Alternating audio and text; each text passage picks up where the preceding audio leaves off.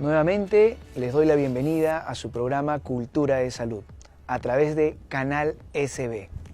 Como siempre, para mí es un honor dirigirme a ustedes para traerles temas muy importantes con respecto al cuidado de su salud.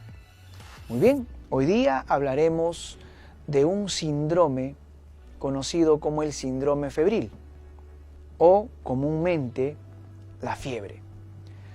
Al igual que el dolor, como lo habíamos visto en el programa anterior, la fiebre constituye un mecanismo de defensa.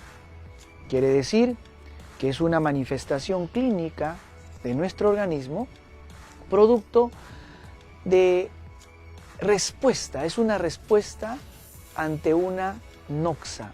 ¿Y qué es noxa? Se preguntarán ustedes. Muy bien, en términos médicos, la noxa significa un estímulo dañino.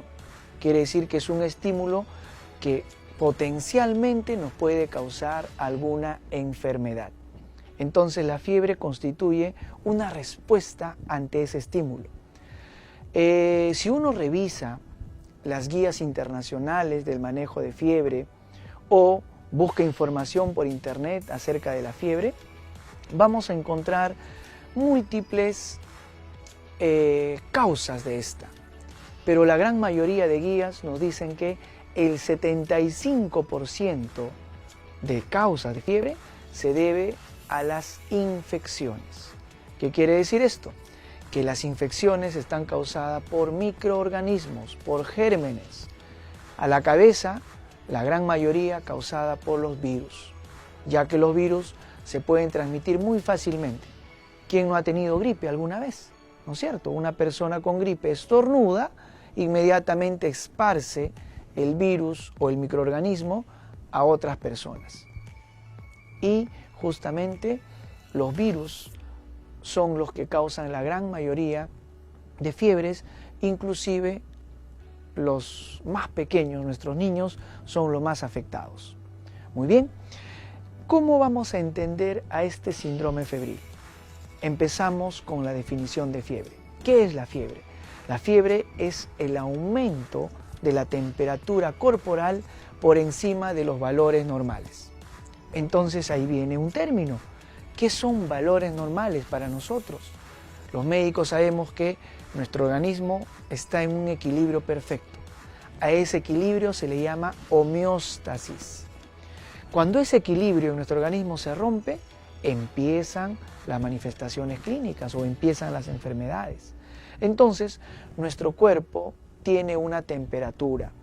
Esa temperatura corporal tiene valores de referencia que se puede medir en grados centígrados, grados Kelvin, grados Fahrenheit, dependiendo del lugar o dependiendo de la zona donde nos encontremos. Para nosotros, aquí en el Perú, en Latinoamérica, usamos generalmente los grados Celsius o también llamados grados centígrados. Entonces, ¿cuáles son los valores de la temperatura normal en nuestro cuerpo? Estos valores oscilan desde 36 grados centígrados hasta 37.2 grados centígrados. Entonces, ¿cuándo hablamos de fiebre? Cuando los valores de la temperatura corporal están por encima de 37.2 grados centígrados o grados Celsius. Pueden haber equivalentes en otros países si usamos grados Kelvin, grados Fahrenheit. Ya se utiliza fórmulas de conversión para poder calcular en determinada zona. Muy bien, entonces si una persona se le controla la temperatura y le tomamos ya sea en la axila, se puede tomar en la boca, en el oído, algunas personas también cuando es necesario se le toma en el recto, y ese valor nosotros observamos y está por encima de 37.2 grados centígrados, ya estamos teniendo fiebre. Y la fiebre va a tener grados. Por ejemplo, una fiebre leve o una febrícula también le llaman, es cuando la temperatura está por encima de 37.2 grados centígrados, pero máximo hasta 38. Es una fiebre ligera. Pero cuando los valores están de 38 hasta 39 grados centígrados, es una fiebre moderada. Y cuando la temperatura está por encima de 39 grados centígrados hasta 41 o hasta 42 grados centígrados, es una fiebre alta. No se llama fiebre severa, es diferente, una fiebre alta. Entonces recordemos, fiebre leve o febrícula, fiebre ligera, fiebre moderada y fiebre alta, cuando ya pasa de 39 grados centígrados a más. Y por ahí recuerdo una pregunta que me hacían mis alumnos en la universidad: doctor, ¿y hasta cuánto de temperatura máximo puede soportar mi cuerpo como temperatura corporal? Máximo hasta 42 grados centígrados. Después de 42 grados centígrados empieza a experimentarse daños incompatibles con la vida. La persona puede tener convulsiones, puede tener pérdida de conciencia, puede tener un daño irreparable a nivel de los órganos internos de su cuerpo, ¿no? Entonces máximo hasta 42 grados centígrados. Por eso que es importante tomar la temperatura. Muchos pacientes a veces han convulsionado y pensaban que eran epilépticos, y no eran epilépticos. ¿Qué es lo que pasaba? Tenían fiebre alta. Así es. ¿Y quiénes son los más susceptibles de tener temperatura alta? Los niños. Nuestros niños, con ellos, cuando empiezan a tener fiebre o temperatura elevada, controlemos inmediatamente ese aumento de la temperatura. Lo podemos hacer a través de medios físicos, ¿no? Por ejemplo, poniéndole paños tibios en la frente, paños tibios en el abdomen, que son las zonas donde hay mayor calor, mayor combustión en nuestro organismo, o administrándole algunos fármacos, como por ejemplo el paracetamol o el famoso acetaminofén, ¿no es cierto? En diferentes marcas existen, pero eso sí, teniendo bien claro que no sea alérgico a ningún componente a este fármaco llamado paracetamol, o no sea alérgico a los famosos AINES, porque en lugar de solucionar el problema de la fiebre, podemos generar un problema de reacción alérgica al medicamento, o la famosa RAM, reacción alérgica medicamentosa, que puede incluso algunas veces ser severas, ¿no? Y ocasionar un shock anafiláctico en nuestros pacientes. Muy bien, entonces ya sabemos definir a la fiebre, ya sabemos qué tipo de fiebre hay, ¿no es cierto?, de acuerdo a la intensidad de temperatura, de acuerdo al nivel de temperatura que presente una persona. Y ahora viene, doctor, la siguiente pregunta: ¿y por qué se produce la fiebre? El por qué lo podemos explicar de muchas maneras, y una forma práctica es entendiendo la fisiopatología de la fiebre, que a su vez nos va a decir, la fisiopatología nos explica cómo se dan los mecanismos por lo cual una persona sana o de un estado de salud puede pasar a un estado de enfermedad. Eso me explica la fisiopatología. Y para entender la fisiopatología, primero tengo que saber la fisiología. ¿Qué quiere decir eso? El funcionamiento normal de nuestro cuerpo. Y patología es entender la enfermedad. Entonces, unimos esos dos conceptos. La fisiología, por un lado, el funcionamiento normal, y la patología, el funcionamiento anormal asociada a una enfermedad, ¿no es cierto? Unimos esos dos conceptos y entendemos la fisiopatología. En este caso, la fisiopatología de la fiebre. Para nosotros experimentar fiebre, primero tiene que haber un estímulo dañino conocido como noxa. Ese estímulo puede ser externo, a eso se les llama pirógenos externos, como por ejemplo los famosos microorganismos, virus, bacterias, hongos, parásitos, que ingresan a nuestro organismo, ¿no es cierto? Ingresan hasta incluso nuestras células, y producto de esa invasión que ocasionan estos microorganismos, nuestro cuerpo responde, ¿no es cierto? ¿Y cómo responde? A través de los pirógenos endógenos, que son sustancias químicas que están en nuestro organismo y están con nosotros desde que la humanidad está presente, sino que recién en estos últimos años tenemos conocimiento de estas sustancias debido al avance de la ciencia y la tecnología. ¿A qué sustancia me refiero? Por ejemplo, a las prostaglandinas, a los leucotrienos, al factor de necrosis tumoral, a las diferentes sustancias que nuestro organismo empieza a producir como respuesta a esta invasión de los microorganismos. Entonces, para experimentar fiebre, en su gran mayoría, si son por orígenes infecciosos, tiene que haber primero la invasión externa de estos gérmenes, llamados pirógenos exógenos. entran a nuestro organismo y generan una respuesta a través de los pirógenos endógenos, estas sustancias bioquímicas que nos defienden, y generan un proceso inflamatorio. Y como respuesta, aumenta la temperatura en nuestro cuerpo. Existe un órgano importantísimo que se encarga de regular la temperatura. Ese órgano está a nivel de nuestra cabeza. Se llama el hipotálamo. El hipotálamo es el centro regulador de la temperatura corporal. En una persona adulta, una persona ya mayor, este hipotálamo ya está maduro, ¿no es cierto? Puede regular los cambios bruscos de temperatura. Pero imagínense en un niño que su organismo recién está en proceso de crecimiento y desarrollo, este hipotálamo todavía no ha alcanzado la madurez suficiente. Por lo tanto, cambios bruscos de temperatura pueden ocasionar problemas serios en el niño. Y ahí viene algo que siempre preocupa a los padres o a las madres cuando ocurre un aumento de temperatura muy alta en niños menores de 5 años. Las famosas convulsiones febriles. ¿Cuáles son o cuál es la población de riesgo para tener convulsiones febriles? Nuestros niños. ¿Quiénes principalmente? Los lactantes. Si uno va a la estadística, vamos a ver de que los lactantes, o sea, aquellos niños que están todavía entre un mes de vida, ¿no es cierto? Porque menos de un mes son neonatos, hasta los 28 días de vida se les considera neonatos, de 28 días en adelante son los famosos lactantes, hasta los 2 años de vida. Esta población es la que presenta la mayor cantidad de convulsiones febriles. ¿Qué quiere decir? Que cuando superan o están con una temperatura moderada, por encima de 38, y si llegan a 39, 39.5 grados de temperatura, pueden convulsionar. Es más, convulsionan por efecto de la fiebre, por ese aumento brusco de temperatura. Cesa la fiebre y dejan de convulsionar.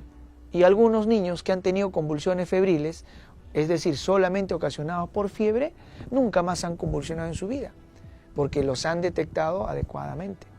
Entonces, no es una epilepsia, es por un aumento de temperatura. Me recuerda cuando uno está en la emergencia, siempre son los dos síntomas por lo cual más nos visitan a la emergencia. En primer lugar, el dolor. Ustedes van a la emergencia de un hospital, paciente quejándose de dolor, y con ellos quejándose los familiares porque no los atienden, ¿no? Y el paciente a veces retorciéndose de dolor y no recibe una atención adecuada. El siguiente síntoma por el cual acuden a la emergencia es la fiebre, ¿no? Y a veces no podemos controlar en casa. Por eso es mi preocupación de que sepamos identificar cuándo es una fiebre leve o ligera, moderada, o cuándo ya estamos hablando de una fiebre alta. Y si no tuviéramos termómetro a la mano para medir la temperatura, ¿cómo puedo darme cuenta si está teniendo fiebre leve, ligera, moderada o una fiebre alta? Para eso existen nuestros sensores. Podemos comparar la temperatura corporal del paciente con nuestros sentidos, ¿no? Si uno pone la mano en la frente, con el dorso de la mano, y te comparas la temperatura de la persona contigo, que estás experimentando o que estás examinando, si lo sientes más caliente que tu temperatura, vas a decir, tiene sensación de alza térmica, o sea, tiene un aumento de temperatura porque la piel va a estar caliente.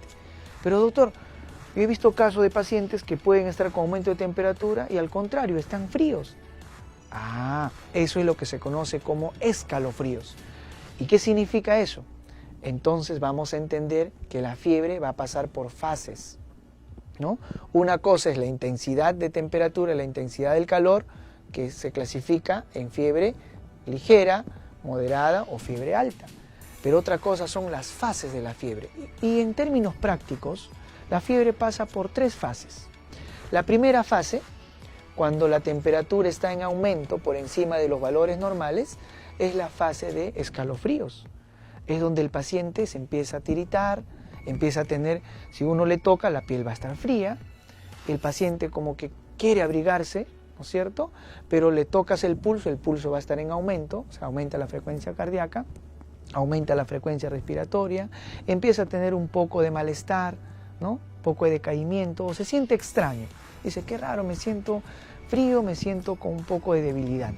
Esa es la fase de escalofríos. ¿Qué quiere decir? Que la temperatura está en aumento.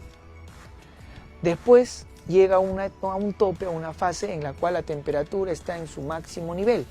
Esa es la fase de fiebre propiamente dicha, en la cual sí vamos a experimentar la piel caliente, el paciente va a estar más taquicárdico, puede haber dolor de cabeza, puede haber malestar general, el paciente va a estar respirando más rápido, pero, como les dije, gracias a Dios, nuestro organismo humano es casi perfecto, ¿no es cierto? O perfecto, solamente Dios perfecto, pero nuestro organismo es casi perfecto, que tiene un termorregulador, un termostato, el cual ya lo denominamos como hipotálamo, ¿no es cierto?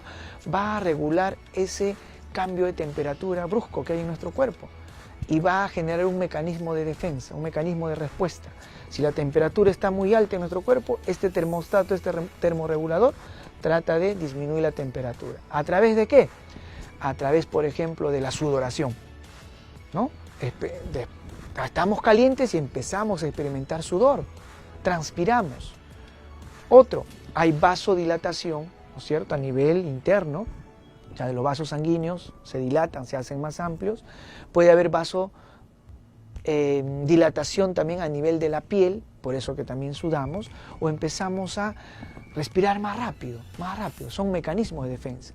Entonces, esa es la tercera fase. La tercera fase típicamente es la fase de la sudoración. ¿Qué quiere decir eso? Cuando un paciente, luego de haber tenido temperatura alta, empieza a sudar, quiere decir que ya está perdiendo calor, ¿no? Porque se imaginan, si nosotros no sudáramos, ¿qué pasa cuando uno hace ejercicio? Cuando uno hace ejercicio, hace actividad física, generas calor. El movimiento genera calor. Los músculos empiezan a tener actividad, generas calor. ¿Y cuál es el mecanismo de defensa? El sudor. Por eso que cuando uno hace ejercicio, suda. Y el sudor quiere decir que estás eliminando calor. Tan inteligente nuestro cuerpo, ¿cierto? Entonces, hoy día les he querido dar a conocer este tema importante de la fiebre. Entonces, ¿en quiénes tenemos que tener mucho cuidado en sí tomar la temperatura adecuadamente? En niños menores de 5 años, principalmente si son lactantes, y en los adultos mayores, ¿no? Nuestros abuelitos, aquellos que ya superan más de 60, 65 años, a veces pueden tener infecciones muy serias, ¿no? Casos de neumonía, por ejemplo, y a veces no tienen fiebre, pero en ellos se les manifiesta de otra manera. Pueden tener variación de temperatura, pero trastorno de sensorio, pueden tener un poco de confusiones, ¿no es cierto? Y nos tiene que llamar la atención. Cuando, por ejemplo, la fiebre puede ser severa y nos puede decir que no perdamos tiempo y llevemos a nuestro familiar inmediatamente a un establecimiento de salud. Si es un hospital de mayor nivel, mejor. Cuando la fiebre se acompaña de otros signos de alarma, como por ejemplo, si un paciente tiene fiebre, dolor de cabeza intenso, y si es un niño, con mayor razón, fiebre, dolor de cabeza intenso, y tiene desorientación, o por ejemplo cuando le haces preguntas que usualmente debe responderlas fácilmente, y no te las responde adecuadamente, no sabe su nombre, no sabe dónde está, quiere decir que está desorientado, o tiene lo que se llama trastorno de conciencia, no, inmediatamente. Podemos estar frente a un caso de una meningitis, o de una infección encefálica. No podemos perder el tiempo. Cuando también es importante, si hay fiebre asociada a dolor abdominal, y si es un dolor abdominal localizado en fosa ilíaca derecha, puede estar diciendo que ha habido un cuadro de apendicitis aguda que ya se puede estar complicando. Inmediatamente también acudir a un establecimiento de salud. ¿Se dan cuenta? Como la fiebre nos va avisando que algo no está bien en nuestro organismo. Doctor, ¿pero las infecciones son las únicas que pueden causar fiebre? No. Existe una miscelánea de causas de fiebre. Entre ellas podemos mencionar enfermedades autoinmunes, como por ejemplo el lupus eritematoso sistémico, la artritis reumatoides, ¿no? En la cual nuestras células son reconocidas como elementos extraños de nuestro organismo. Por eso que las enfermedades autoinmunes son difíciles de tratar. Cánceres, los cánceres pueden ocasionar fiebre.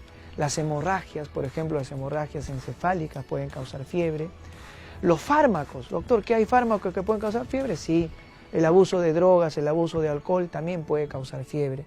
Las intoxicaciones pueden causar fiebre. El consumo de sustancias químicas pueden causar fiebre. Entonces la fiebre puede tener múltiples causas, pero la fisiopatología es una, única. Ya saben, lo resumimos de la siguiente manera. Un agente extraño, una noxa externa, ingresa, a eso se les llama pirógenos exógenos. Hace que despierte a nuestros pirógenos endógenos, que son sustancias bioquímicas que están en nuestro organismo y generan un proceso inflamatorio. Muy bien, nuevamente, para mí ha sido un honor dirigirme a ustedes y los espero en su siguiente programa a través de Canal SB, en tu programa Cultura de Salud. Y recuerda esto, nuevamente, que cultivando nuestra salud generamos bienestar. Muchísimas gracias.